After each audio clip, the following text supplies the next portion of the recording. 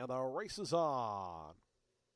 Stowe on the Wold toward the outside was away quickly, as was Growth Capital. Those two 1-2. Diffusion joining them from the inside. The gray is up handy with the leaders as they come to the stretch for the first time round. It's Diffusion and Growth Capital. They're 1-2 into the lane.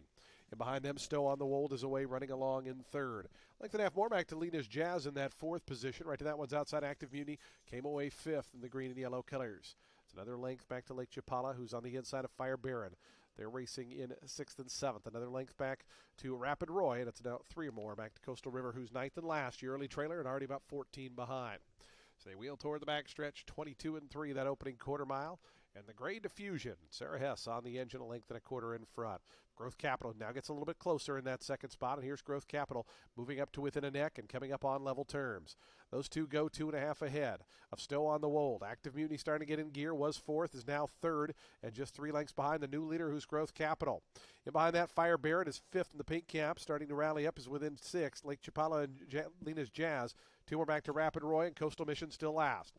11 lengths from tip to tail after a 47-3 opening half. And Growth Capital to the far turn, the lead's a length and a half. Active Mutiny now up to a clear second.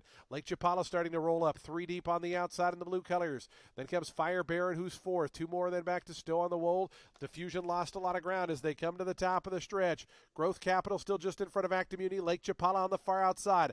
Fire Baron stays toward the inside and fourth. A final furlong left to go. Growth Capital, the Active Mutiny, Fire Baron coming up the inside, and Lake Chapala. Growth Capital still there. It's Growth Capital by the 16th pole, 2 lengths in front. Lake Chapala on the outside, Fire Baron down toward the fence, but it's going to be Growth Capital, bet down to 6-5, won it by 2.